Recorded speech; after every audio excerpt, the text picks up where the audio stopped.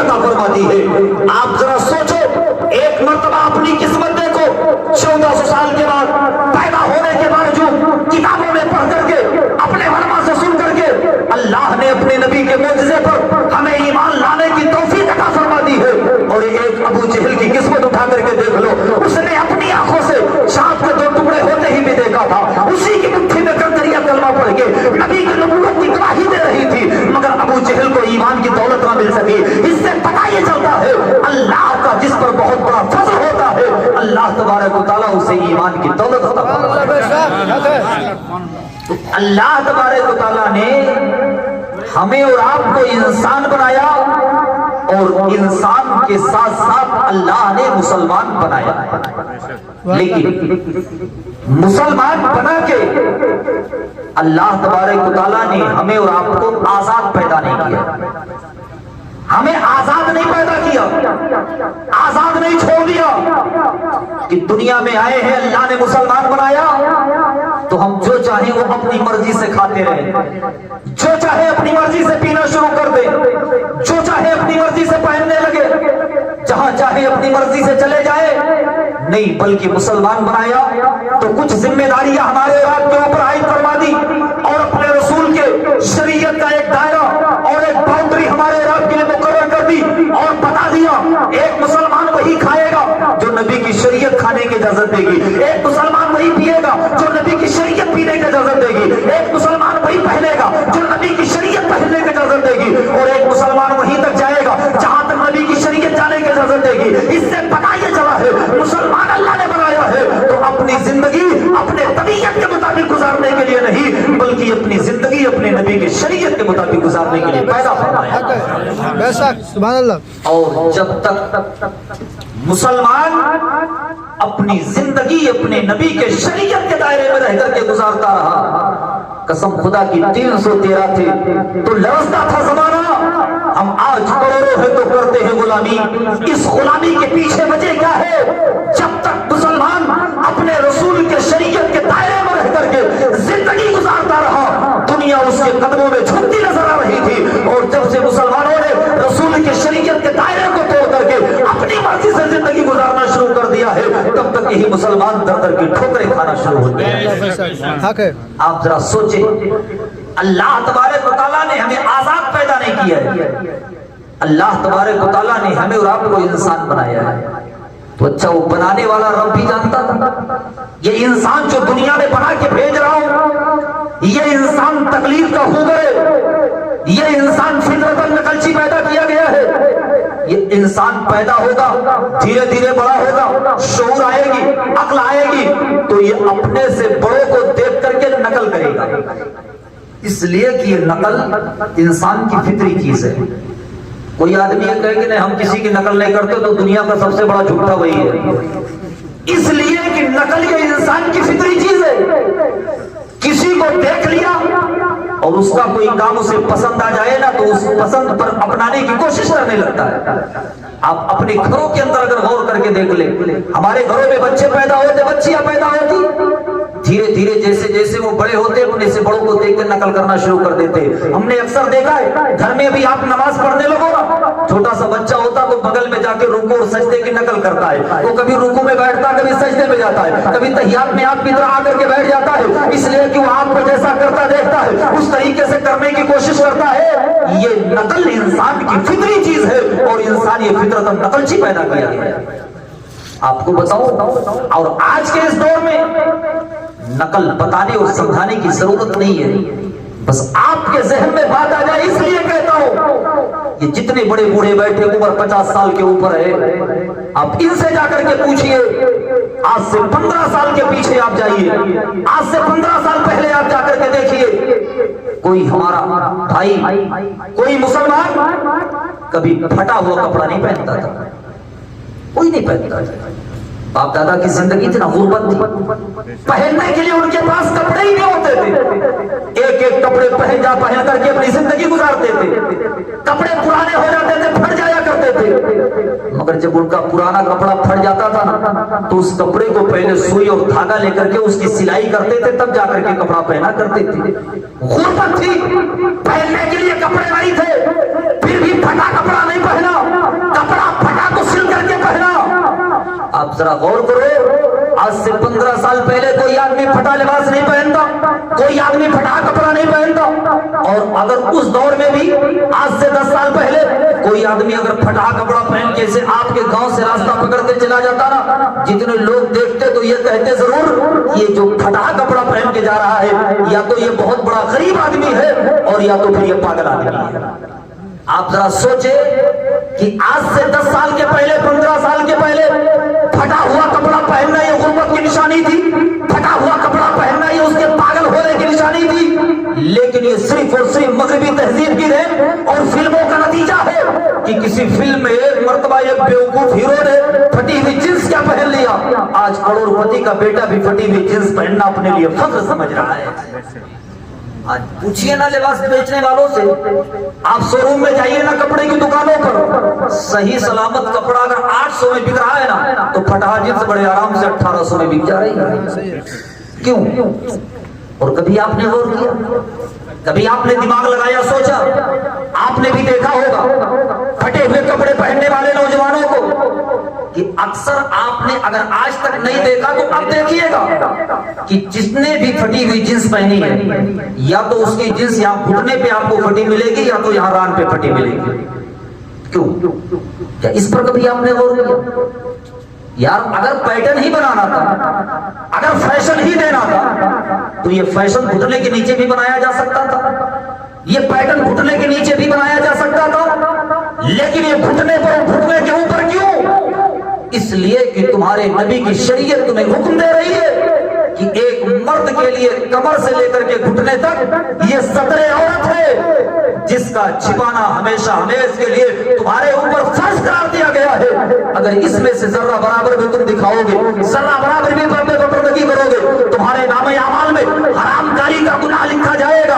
اے میرے ملت کا نوجوان، جسے تم نے فیشن کے نام پر فالو کیا ہے، جسے تم نے پیٹرن کے نام پر اپنایا ہے، جسے تم نے دنیا کے فیشن سمجھ کر کے جس کے لباس کو تم نے اپنایا ہے، یہ لباس تمہیں دنیا پیٹرن نہیں دے رہی ہے، نہ دنیا تمہیں فیشن دے رہی ہے، بلکہ فیشن کے نام پر یہ یہودیوں کی سازش ہے جو تمہیں تمہارے رسول کے شریعت سے دور کرتی جا رہی ہے، تمہیں تمہارے نبی کی شریعت سے دور کرتی جا رہی ہے کہ تم اس کو پیٹرن سمجھ کر کے اپناؤ گے اور 24 گھنٹہ حرام کاری کا گناہ تمہارے نام اعمال میں درج ہوتا رہے گا۔ یہ پیٹرن بنا دیا گیا، پیٹرن کے نام پر تم نے اسے فالو کیا اور ستر عورت ہونے کی بنیاد پر، لوگوں کے سامنے ستر کھولنے کی بنیاد پر ہمیشہ ہمیش تمہارے نام اعمال میں 24 گھنٹہ حرام کاری کا گناہ درج ہو رہا ہے۔ پھر نقل کیا کس کی؟ دنیا داروں کی۔ لباس پہنیں گے تو ہم دنیا داروں کے طریقے پر۔ اب اور آگے آئیے، آج سے تقریباً 5-6 سال کے پہلے ہمارے نوجوانوں کے سروں پہ ایک کمینہ کٹ بال نہیں تھا، نہیں بال تھے ایسے بٹی۔ آپ دیکھیں کنارے کنارے پتہ نہیں کون سا جانور ایسا چلتا نا کہ کچھ نہیں چھوڑتا اور اوپر اس کو چھوتا بھی نہیں ہے۔ آپ ذرا سوچ کے ہمیں بتائیے، آج سے 4-6 سال پہلے ایسی کٹنگ نہیں، پھر اچانک یہ بلا کہاں سے آئی؟ اتنی تیزی کے ساتھ پھیلی کہ ہر گھر میں پہنچ گئی۔ یار آپ اگر اس پیٹرن کے پیچھے جاؤ گے، اس فیشن کے پیچھے جاؤ گے تو کسی نچنیے نے ایک فلم میں ایک مرتبہ کٹوایا تھا اس اسٹائل کا بال، آج وہ بلا اتنی تیزی کے ساتھ پھیلی کہ ہر گھر میں پہنچ گئی۔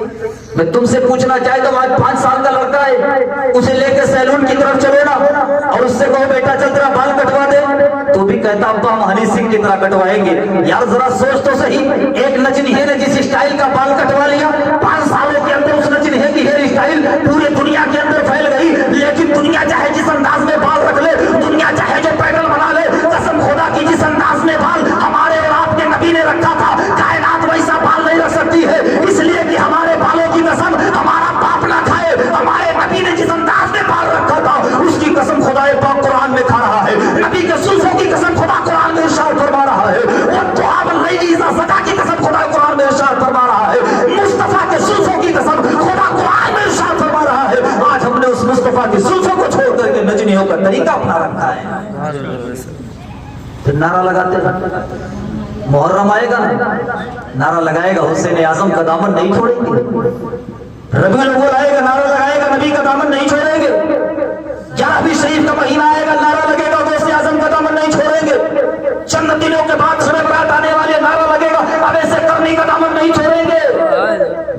के नौजवान जरा सोच तो सही, सिर्फ जबान से दामन न छोड़ने का बात करने वाले, कभी उस हुसैन आजम की हेयर स्टाइल को भी पता किया? कभी पूछा अपने इमाम से सैलूट में जाने से पहले कि मौलाना साहब बता दीजिए मेरा हुसैन जब करबला के मैदान में 22,000 यजीदियों के मुकाबले में दीन इस्लाम की हिफाजत करने के लिए गया, उस वक्त हुसैन के सर पे किस स्टाइल का बाल था? मेरे हुसैन ने किस अंदाज का बाल रखा था? जब करबला के मैदान में 3 दिन भूखा और प्यासा रख करके इसी नाना मुस्तफा के दीन को हम तक पहुंचाने के लिए कभी 18 साल का जवान बेटा दे रहा है, तो कभी 6 महीने के मासूम अली असगर का गला दे रहा है, कभी औनो मोहम्मद जैसा भांजा कुर्बान कर रहा है, कभी भतीजे कासिम की जवानी लुटा रहा है, कभी भाई अब्बास का बाजू कलम करवा रहा है, और कभी तीर और तलवार के 72 जख्म अपने जिस्म पर खाके अपने खून का आखिरी कतरा बहा रहा है ताकि नाना मुस्तफा की शरीयत बच जाए, ताकि नाना मुस्तफा का दीन बच जाए और कयामत तक के गुलामों के पास ये दीन मुस्तफा पहुंच जाए। आप जरा सोचो तो सही, अपने इमाम से कभी ना मालूम किया हुसैन आजम करबला के मैदान में दीन इस्लाम की हिफाजत कर रहा था, उस वक्त हुसैन आजम के सर पे किस स्टाइल का बाल था? आज तुमने हनी सिंह के स्टाइल को बनाया है, मगर आका हुसैन की हेयर स्टाइल को तुमने भुला दिया है। यार सैलून में जाने से पहले अपने आका हुसैन की हेयर स्टाइल का पता करो, और सैलून में जाने के बाद कह दो मेरा बाल किसी दुनियादार के तरीके पर नहीं कटेगा, मेरा बाल किसी नजरिए के तरीके पर नहीं कटेगा, मेरा बाल कटेगा तो मेरे आका हुसैन के तरीके पर कटेगा, मेरा बाल कटेगा तो जवान अली अकबर के तरीके पर कटेगा, मेरा बाल कटेगा तो इमाम कासिम के तरीके पर कटेगा। या आज तूने हुसैन की सुन्नत समझ के बाल कटाया होता तो तेरे बाल रखने का शौक भी पूरा होता, और हुसैन की सुन्नत अदा करने के सदके में अल्लाह तुझे सवाब भी अता फरमा देता। मगर लिबास गैरों के तरीके पर, बाल नचरियों के तरीके पर, खाना पीना हमारा और आपका जानवरों के तरीके पर, आप जरा सोचे उठना बैठना हमारा गैरों के तरीके पर, शादी ब्याह की रस्में हमारे गैरों के तरीके पर, इस्तिंजा करेगा तो खड़े होकर के जानवरों के तरीके पर, और जब मारा जाएगा तो बड़ी आसानी से कहेगा मुसलमान होने के नाते मारे जा रहे, मुसलमान होने के नाते काटे जा रहे, मुसलमान होने के नाते सताए जा रहे। यार अपने घर के बाहर से लेके अपने घर के अंदर तक तो देख, क्या हमारा एक भी तरीका रहा जो मुसलमानों का तरीका था? आज हमारा एक भी तरीका रहा जो मुसलमानों का तरीका था? क्या वो जमाना हमारे और आपके नजरों के सामने रही? मेरे आका सल्लल्लाहु अलैहि वसल्लम ने आज से 1400 साल पहले इरशाद फरमाया था, एक दौर आएगा, एक जमाना आएगा, मेरे कौम की बेटियां, मेरे कौम की बच्चियां लिबास पहन करके भी नंगी नजर आएंगी। उस नंगेपन का नतीजा क्या है? क्या इरशाद फरमाया था हमारे रात के नबी ने कि एक जमाना आएगा मेरे कौम की बेटियां लिबास पहन करके भी नंगी नजर आएंगी। नबी ने फरमाया था जब वो दौर आ जाए, वो जमाना आ जाए तो समझ लेना कयामत बहुत ज्यादा करीब है। आज अपने घर का जायजा लेकर के देख ले, अपने घर के माहौल का जायजा लेकर के देख ले।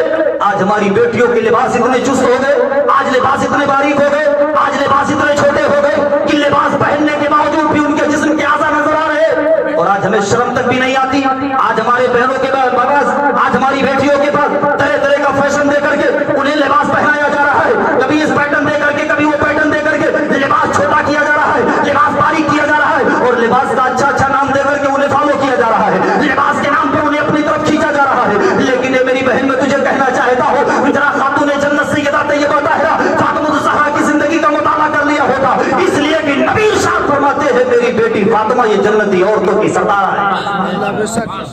कल मैदान महशर में जब तक फातिमा की इजाजत न होगी, कोई औरत जन्नत के दरवाजे पर दाखिल नहीं हो सकती है। उस फातिमा की जिंदगी का मुताला कर, उस फातिमा की जिंदगी को पढ़। आप जरा सोच के बताएं, हमारे घरों में, हमारे यहाँ, हमारा चाहे नौजवान भाई हो, चाहे हमारी बहन बेटियां हो, अपनी जिंदगी में सबसे कीमती और सबसे अच्छा लिबास उस दिन पहनने की कोशिश करती है ना जिस दिन उनकी शादियां होती हैं।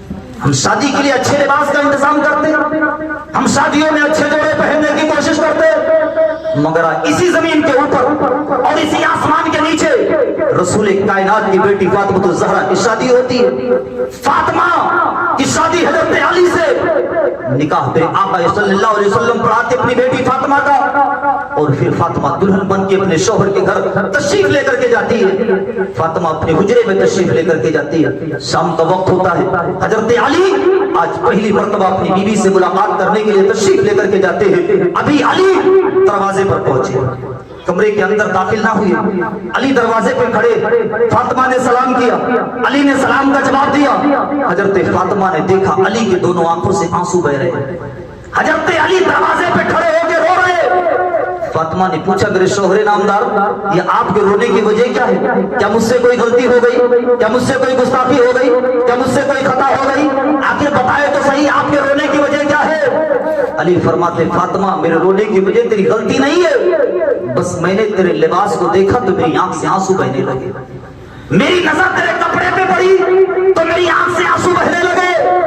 यार फातिमा का वो लिबास क्या था जिस लिबास में फातिमा दुल्हन बन के गई है, जिस लिबास में फातिमा की शादी हुई है, जो फातिमा दुल्हन बन के गई है जो लिबास पहन करके। उलमा ने लिखा है, रवायतों में आता है जिस लिबास में फातिमा दुल्हन बन के गई थी ना, उस लिबास के अंदर 16 जगहों पर पेबंद लगे हुए थे। 16 जगहों पर पेबंद लगे थे। अली फरमाते फातिमा तेरे लिबास को देख के मेरी आंख में आंसू आ गए। यार कोई ये ना समझे कि फातिमा किसी मजबूर बाप की बेटी है। फातिमा तो उस रसूल कायनात की बेटी है ना, जो नबी इरशाद फरमाते हैं अगर मैं चाह लूं तो मेरे साथ सोने के पहाड़ चलेंगे। उस नबी की बेटी है जिस नबी को अल्लाह ने दोनों जहान का मालिक व मुख्तार बनाया है। उस नबी की बेटी है जो नबी कभी जाबिर के दस्तरखान पे एक मर्तबा खाना खा ले तो हजरत जाबिर के महीनों खाने का इंतजाम करके दे दिया करता है। उस नबी की बेटी है जिस नबी को अल्लाह ने दोनों जहान के खजानों की चाबियां अता फरमाई है। मगर आज उनकी बेटी दुल्हन बन के गई है। अली कपड़ा देख करके रो रहे हैं। फातिमा पूछती मेरे शोहरे नामदार रोने की वजह क्या है? अली फरमाते फातिमा तेरे लिबास को देख कर रोना आ गया है। फातिमा का वो लिबास कौन था?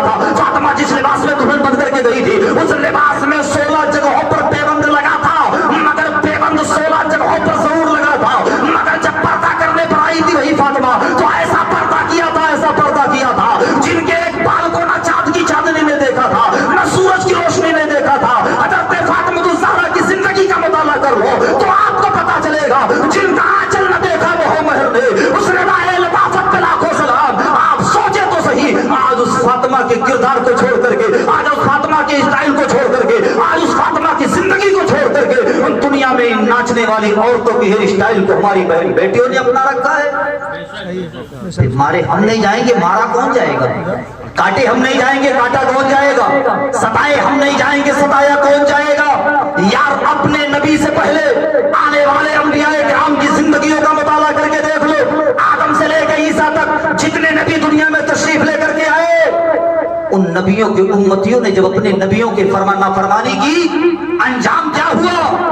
जब कौम के लोगों ने अपने नबी की नाफरमानी की, अल्लाह ने किसी के ऊपर आग का अज़ाब नाजिल फरमा दिया, अल्लाह ने किसी की सूरत मस करके बंदर बना दिया, अल्लाह ने किसी को जमीन के अंदर धंसा दिया, अल्लाह ने किसी पर पत्थरों की बारिश कर दी है। पता ये चलता है और नबियों के उम्मतियों ने जब अपने नबी की नाफरमानी की थी तो अल्लाह ने दुनिया ही में उन पर अज़ाब मुसल्लत फरमा दिया था। किसी की सूरतें बदल करके अल्लाह ने बंदर बना दिया था, किसी पर अल्लाह ने आग का अज़ाब नाजिल फरमा दिया था। लेकिन हजार नाफरमानियों के बावजूद अगर खुल के अल्लाह का अज़ाब हमारे और आपके ऊपर नहीं आ रहा है तो ये भी सदका है उसी नबी रहमत का जिनके बारे में रब इरशाद फरमाता है वमा अर्सलनाका इल्ला रहमतल लिल आलमीन, महबूब हमने तुझे सारी कायनात के लिए रहमत बना के भेजा। आज उस नबी की रहमत का सदका हम खा रहे कि हजार नाफरमानियों के बावजूद भी हमारे ऊपर अल्लाह का अज़ाब नहीं आ रहा है, हमारे ऊपर अल्लाह का अज़ाब मुसल्लत नहीं हो रहा है। लेकिन आप जरा गौर करो, ये जो थोड़ा बहुत मुश्किलें हमारे दरमियान है, थोड़ी बहुत परेशानियां हमारे ऊपर आ रही है, ये सिर्फ और सिर्फ तुम्हें बेदार करने के लिए, सिर्फ और सिर्फ तुम्हें जगाने के लिए कि आज जो तुम दर दर की ठोकरें खा रहे हो, अगर इससे निजात चाहते हो तो पलट करके अपने मुस्तफा के दामन को पकड़ लो, पलट करके अपने नबी के दामन से वाबस्ता हो जाओ। एक मर्तबा सही मानो में गुलाम मुस्तफा बन के तुम दुनिया को दिखा दो। जैसे दुनिया कल तुम्हारे कदमों में झुक रही थी, आज दुनिया तुम्हारे कदमों में झुकती नजर आएगी। मगर आज दुनिया तुम्हें मिटा रही है, आज दुनिया तुम्हें मिटाने की प्लानिंग कर रही है, आज दुनिया तुम्हें उजाड़ने की साजिशें रच रही है, आज तुम्हारे बच्चों को गुलाम बनाने की साजिश रची जा रही है और तुम हो कि दुनिया के फैशन में पड़े उस रसूल के दामन से दूर जाते नजर आ रहे हो। क्या आपने नहीं देखा? आज सोशल मीडिया के जरिए से आपको अच्छी तरीके से मालूम होगा, आज तो बोलने वाली आवाजों को दबाने की कोशिश की जा रही। आज बोलोगे तो जेल के अंदर डाल दिए जाओगे, बोलोगे सलाखों के पीछे डाल दिए जाओगे। अरे दुनिया की हुकूमतें क्या समझे, एक सलमान अज़हरी को बंद करके आप ये मत समझ लेना कि सलमान अज़हरी अगर चला गया तो फिर बोलने वाली आवाजें बंद हो जाएंगी। ये इस्लाम का तरीका रहा है और ये इस्लाम की हकीकत रही है। इस्लाम को जब जब दबाने की कोशिश की गई है, इस्लाम उतनी तेजी के साथ फैलता चला गया है, इस्लाम उतनी तेजी के साथ फैलता चला गया है। ये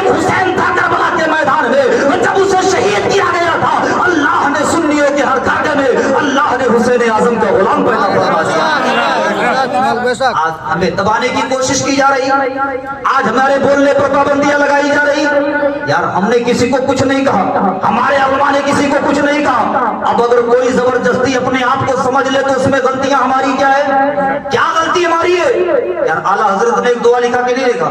ہم نے 100 سال سے اس دعا کو پڑھتے چلے آ رہے. ہم دعا کرتے یا الہی رحم فرما مصطفیٰ کے واسطے، یا رسول اللہ کرم کیجیے خدا کے واسطے، مشکل حل کر سہے مشکل گسا کے واسطے، کربلائے رب شہید کربلا کے واسطے، بحر شبلی شیر حق دنیا کے کتوں سے بچا، ایک تارک ہم دواہ پیریا کے واسطے. جب یہ دعا ہم اپنی مسجدوں میں پڑھتے ہیں تو وہاں بھی کہتا کتا ہم کو کہا جا رہا ہے. تو یہ اپنے آپ کو کتا سمجھے، اس سے ہم کو کیا لینا دینا؟ ہم نے تو اپنی زبان سے کسی کو نہیں کہا، ہم نے تو صرف اتنا کہا پہلے شبلی شیر حق دنیا کے کتوں سے بچا. اب وہ دنیا کی قومیں اپنے آپ کو کتا سمجھے، وہ ان کا مقدر. پھر اگر کوئی شیر پڑھ دیا جائے اس میں کتے کا لفظ آ جائے تو کوئی سمجھ لیتا کتا ہم کو کہا جا رہا ہے. یار ہم اتنے گر نہیں گئے کہ ہم کتے ہو جائیں گے، لیکن اگر دنیا خود اپنے آپ کو کتا سمجھنے لگے تو وہ ان کے مقدر کی بات ہے. حالانکہ کتے کا معنی یہ نہیں ہوتا ہے. کتا اگر اصحاب کہف کا وفادار کتا ہو جائے نا، کتے کی بات اگر ہے تو کتا اگر وفاداری پر آ جائے اور اصحاب کہف کا کتا بن جائے.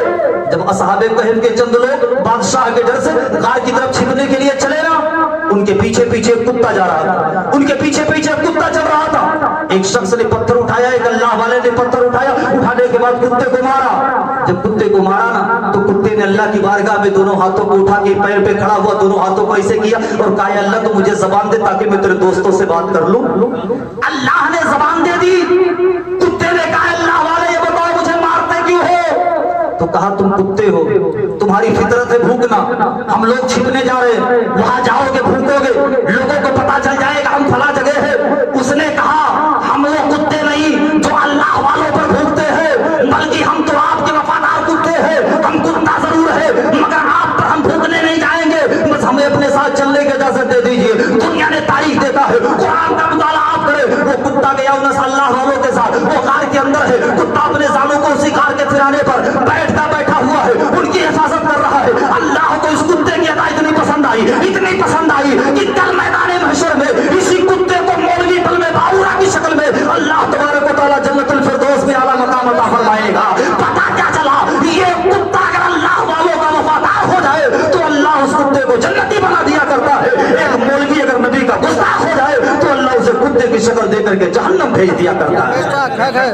آج بتاؤ ذرا سوچو تو صحیح، آج کس طریقے سے آوازیں دبانے کی کوشش کی جا رہی ہے. میں آپ کو بتانا یہ چاہتا ہوں کہ اللہ نے مسلمان بنایا، مسلمان بنا کر کے اللہ نے آزاد پیدا نہیں کیا. اللہ کو معلوم تھا کہ انسان دنیا میں جائے گا تکلیف کرے گا، یہ انسان دنیا میں جائے گا نقل کرے گا.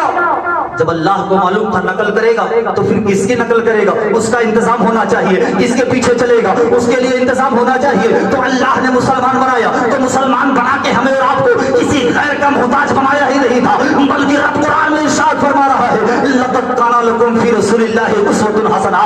اے لوگوں تمہارے لیے میرے مصطفیٰ کی زندگی یہ بہترین نمونہ عمل ہے. اگر نقل ہی کرنا ہے تو کسی دنیا دار کی نقل نہ کر، اس لیے کہ دنیا دار کی نقل کرے گا دنیا بھی تباہ و برباد ہوگی، آخرت بھی تباہ و برباد ہوگی. نقل کرنا ہے تو آمینہ کے لال کی زندگی کا نقل کر لے، نقل کرنا ہے تو مدینے کے تاجدار کی زندگی کی نقل کر لے، ان کے نقش قدم کی نقل کر لے. ان کی نقش قدم پر چلے گا تیری دنیا بھی کامیاب ہو جائے گی، تیری آخرت بھی کامیاب ہو جائے گی. مگر آج ہم نے چھوڑ دیا ان کی زندگی کو. آج صبح سے لے کے شام تک، بچپنے سے لے کے جوانی تک، اور جوانی سے لے کر کے اپنے بڑھاپے تک آپ ذرا غور کریں اور سوچے تو صحیح. سوچے آپ کہ آج ہمارا وہ کون سا طریقہ ہے جو ہمارے رسول کے طریقے پر رہا؟ ہمارا وہ کون سا کام ہے جو ہمارے نبی کے طریقے پر ہے؟ آج اگر صبح سے لے کے شام تک اپنی زندگی کا ہم مطالعہ کر لینا، ہماری زندگی کا ایک بھی دستور، ایک بھی طریقہ ہمارے نبی کے طریقے پر نہ رہا. ایک بچے کی پیدائش کے موقع پر آج کی مجلس رچائی اور بسائی گئی. آپ ذرا سوچے تو صحیح، آپ ذرا غور تو کریں کہ ایک بچے کے پیدائش پر تمہارے نبی کی شریعت نے حکم کیا دیا ہے. کیا کرنا چاہیے ہمیں اور آپ کو بچہ پیدا ہو؟ نہیں معلوم، آج تک نہیں سیکھا ہم نے. دنیا کے خرافات سیکھنا ہو تو وقت ہمارے پاس ہے. دنیا میں کوئی رسم ایجاد ہو جائے, غیروں کا ہو, کسی کا بھی ہو, اس رسم کے پیچھے ہم بھاگنے لگے. مگر بچہ پیدا ہو تو شریعت کیا کہتی کرنے کے لیے, اس کو آج تک نہیں جانا. میرے آقا ارشاد فرماتے ہیں جب تمہارے گھروں میں بچے پیدا ہو نا تو جو سب سے پہلا کام شریعت نے بتایا ہے, ارشاد فرمایا ہماری اور آپ کے نبی نے بچہ پیدا ہو تو سب سے پہلے اس کے داہنے کان میں اذان دو اور اس کے بائیں کان میں اقامت کرو. اذان اور اقامت کا حکم دیا گیا, مگر جہالت نے اس قدر ہمارے اور آپ کے گھروں پہ پہراج بیٹھا لیا کہ آج رات کے 12 بجے بچہ پیدا ہو جائے تو پھر ہمارے گھر میں 10 آدمی ہوتے ہوئے بھی کسی کو اذان دینے کی تمیز نہیں ہوتی. اذان دینا نہیں آیا, صبح 10 بجے امام صاحب آئے تو ان سے بلا کر کے لا کے اذان دلوا دیا گیا. 10 گھنٹہ ہمارا بچہ ہماری بچی بغیر اذان کے پڑی رہی. اور کچھ تو عورتیں اس قدر ڈھیٹ ہو گئی نا, کہتی جب تک چھٹی نہیں ہو جائے گی اس کو نہلا نہیں دیا جائے گا تب تک اذان نہیں دی جائے گی, اس لیے کہ بچہ ناپاک ہوتا ہے. اذان جب ہوگی جب بچہ نہا لے گا, ماں نہا لے گی تب. کیا تم نے کبھی غور کیا یہ اذان دینے کا حکم کیوں دیا گیا؟ میرے اور آپ کے نبی نے بتایا 9 مہینہ ماں کے شکم میں رہنے کے بعد, چھوٹی سی دنیا میں رہنے کے بعد, جب ایک بچہ اس دنیا میں اپنی آنکھیں کھولتا ہے, اتنی بڑی دنیا دیکھتا ہے تو اس کا دل گھبراتا ہے, دل پریشان ہوتا ہے, وحشت و گھبراہٹ ہوتی ہے. اور ایسے میں شیطان موقع پاتا ہے اور اس بچے کو آ کر کے پنجے مارتا ہے, اس بچے کو آ کے نوچتا ہے. اس پنجے مارنے کی تکلیف سے وہ بچہ چیختا ہے, بچہ چلاتا ہے. ایسے میں نبی نے بتایا تھا, شریعت نے حکم دیا تھا, بچہ پیدا ہو تو پیدا ہوتے ہی اس کے داہنے کان میں اذان دے دو, اس کے بائیں کان میں اقامت کر دو, اس لیے کہ ابھی دنیا میں آ کے کھولا ہے, دل وحشت و گھبراہٹ میں ہے. جب اللہ کے نام کے کلمے, رسول اللہ کے نام کے مقدس کلمے اس کے کان میں پہنچیں گے تو اللہ اذان کی برکت سے اس کے دل سے وحشت و گھبراہٹ دور فرما دیا کرتا ہے. اللہ اس کے دل کو سکون عطا فرما دیا کرتا ہے. اور آقا ارشاد فرماتے ہیں جہاں اذان کے کلمات بلند ہوتے ہیں وہاں سے شیطان ہوا خارج کرتے ہوئے بھاگ جایا کرتا ہے. یہ تو اذان دے دو گے تمہارے بچے کے دل سے وحشت و گھبراہٹ دور ہو جائے گی اور تمہارا بچہ ہمیشہ ہمیشہ کے لیے شیطان کی پنجوں سے محفوظ کر دیا جائے گا. بے شک سبحان اللہ. مگر پیدا ہوتے ہی اذان کا حکم دیا گیا. میں نے سنا کچھ لوگوں سے کہ کچھ گاؤں میں, کچھ گھروں میں ایسے ایسے رسمیں ایجاد ہو گئی نا, رات میں اگر 12 بجے لڑکا پیدا ہو جائے تو اذان کی کوئی فکر نہیں ہے, لیکن گھر میں جتنا برتن ہے سب کھڑبڑ کھڑبڑ اتنا بجا دیتے ہیں نا کہ پورے پڑوسیوں کی نیند حرام ہو جاتی ہے. برتن بجانا کس نے بتایا بچے کی پیدائش پر؟ یہ شور کرنا کس نے بتایا بچے کی پیدائش پر؟ ارے کہیں سے تھوڑا سا سن لیا نا, کہیں سے تھوڑا سا کان میں آواز پہنچ گئی تو تم نے اس رسموں کو اپنانا شروع کر دیا, اور اگر چھوڑ دیا تو اپنے رسول کی شریعت کو چھوڑ دیا, اپنے نبی کے طریقے کو چھوڑ دیا. تو ایک تو اس کا فائدہ علماء نے یہ بتایا کہ جب پیدا ہوتے ہی اس کے کان میں اذان اور اقامت کو ہو گئے تو دنیا میں آنے کے بعد سب سے پہلے جو آواز اس کے کان میں پہنچے گی نا وہ ساری کائنات کی رب کی آواز پہنچے گی کہ اے دنیا میں آنے والے, اس ساری کائنات کا پیدا کرنے والا تمہارا خدا ہی سب سے بڑا ہے. اس لیے کہ ہمارا خدا وہی ہے جس نے ساری کائنات کو پیدا کیا. ہمارا خدا وہ ہے جو ایک زندہ مرغی سے انڈا پیدا کر دیتا اور پھر اسی انڈے سے زندہ مرغی پیدا کر دیتا ہے. ہمارا خدا وہ نہیں جو چائنا سے آتا ہے. ہمارے خدا کو چائنا سے لانے کی ضرورت نہیں ہے, ہمارے خدا کو کسی اور چیز کی ضرورت نہیں ہے یار. ہمارا خدا تو وہ ہے جو لفظ کن کہہ دے تو کائنات پیدا ہو جاتی ہے. آپ ذرا غور کریں تو اس خدا کی آواز کانوں میں پہنچے تو اس کا ایک فائدہ یہ, اور دوسرا فائدہ یہ لکھا ہے کہ جب پہلے کان میں اذان بائیں کان میں اقامت دے دو گے تو اس آنے والے کو خبردار کیا جاتا ہے, بتایا جاتا ہے. اس لیے کہ آج گاؤں کی مسجدوں میں پہلے اذان ہوتی ہے, اذان ہوئی تو فوراً جماعت نہیں, بلکہ 12:30 بجے جمعہ کی اذان تو 1:30 بجے جماعت ہے کہ نہیں. اذان پہلے جماعت بعد میں, 15 منٹ انتظار ہوتا, 20 منٹ انتظار ہوتا, آدھے گھنٹے انتظار ہوتا ہے اذان کے بعد.